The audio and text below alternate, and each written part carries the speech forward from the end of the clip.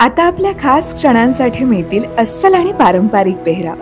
महिलांना साजेसा Indo western premium clothing brand Radvi. जिथं तुम्ही मूळ चंदेरी पासून लिनन पर्यंत प्रत्येक भारतीय वस्त्रातील पेहराव खरेदी करू शकता. म्हणूनच आजच आमच्या ऑफिशियल वेबसाईटला भेट द्या. जिथं परंपरेचा साज तिथं रादवी तुमच्यासाठी खास. नमस्कार, मी विश्वजित. न्यूज अनकटच्या स्पोर्ट्स अपडेटमध्ये आपलं स्वागत. जाणून घेऊयात क्रीडा विश्वातील काही महत्त्वाच्या घडामोडी. आंतरराष्ट्रीय क्रिकेट परिषदेच्या 4 दिवसांच्या वार्षिक आमसभेला आजपासून सुरुवात होती आहे. चेअरमन जय शाह आणि CEO संजोग गुप्ता यांच्या उपस्थितीत ही आमसभा पार पडणार आहे. आमसभेत द्विस्तरीय कसोटी प्रणाली आणण्यासह T20 विश्वचषकाचा विस्तार तसंच नव्या सहयोगी सदस्य देशांना मान्यता या प्रश्नांवर चर्चा अपेक्षित आहे.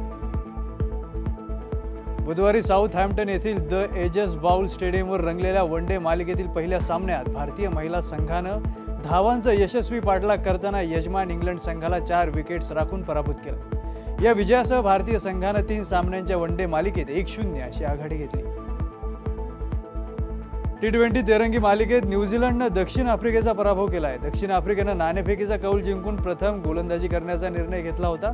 न्यूझीलंडनं फलंदाजी करताना 20 षटकांत 5 गडी गमावून 173 धावा केल्या आणि दक्षिण आफ्रिकेसमोर विजयासाठी 174 धावांचं आव्हान ठेवलं. पण या धावांचा पाठलाग करताना दक्षिण आफ्रिकेचा संघ 18.2 षटकांत सर्व गडी गमावून 152 धावाच करू शकला. बांगलादेशनं तिसऱ्या T20 मध्ये श्रीलंकेचा 8 विकेट्सनं पराभव करत मालिका 2-1 अशी जिंकली. कोलंबो येथे बुधवारी श्रीलंकेनं फलंदाजीचा निर्णय घेतला. 7 विकेट्स गमावल्यानंतर संघ फक्त 132 धावाच करू शकला, तर बांगलादेशनं 16.3 षटकांत केवळ 2 विकेट्स गमावून लक्ष्य गाठलं. तंजीद हसन तमीमनं 73 धावा केल्या, तर मेहदी हसननं 4 विकेट्स घेतल्या. इंग्लंडचा अनुभवी फलंदाज जो रूट पुन्हा एकदा ICC पुरुष कसोटी फलंदाज क्रमवारीत नंबर 1 झाला.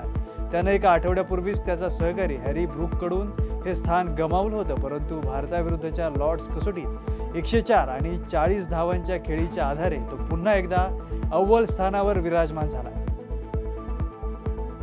विंडीज विरुद्ध ऑस्ट्रेलिया यांच्यात 5 T20 सामन्यांची मालिका खेळवण्यात येणार आहे. विंडीज क्रिकेट बोर्डानं या मालिकेसाठी 16 सदस्यीय संघ जाहीर केला.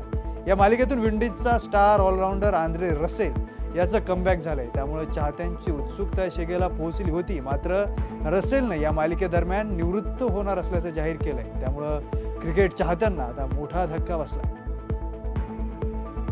16 जुलै रोजी जपान ओपन सुपर 750 बॅडमिंटन स्पर्धेत सात्विक साईराज, रंकीरेड्डी आणि चिराग शेट्टी या स्टार भारतीय दुहेरी जोडीनं सरळ गेममध्ये विजय मिळवत दुसऱ्या फेरीत प्रवेश केला. सात्विक चिराग जोडीनं कांग मिन ह्यूक आणि किम डोंग जू या कोरियन जोडीचा फक्त 42 मिनिटांत 21-18, 21-10 असा पराभव केला. भारताचा युवा खेळाडू प्रज्ञानंद आणि महान खेळाडू मॅग्नस कार्लसन यांचा लास वेगास येथील फ्रीस्टाईल बुद्धिबळ स्पर्धेत एकाच गटात समावेश करण्यात आला आहे. अर्जुन एरिगेसी आणि विदित गुजराती हे भारतीय खेळाडूही एकाच गटात आहेत. ही स्पर्धा 21 जुलैपर्यंत सुरू राहणार आहे. प्रज्ञानंद याच्यासमोर पहिल्या फेरीत उझबेकिस्तानच्या नोदिरबेक अब्दुसत्तोरोव याचं आव्हान असणार. या बातमीसह स्पोर्ट्स अपडेटमध्ये इथेच थांबूयात. पाहत रहा न्यूज अनकट.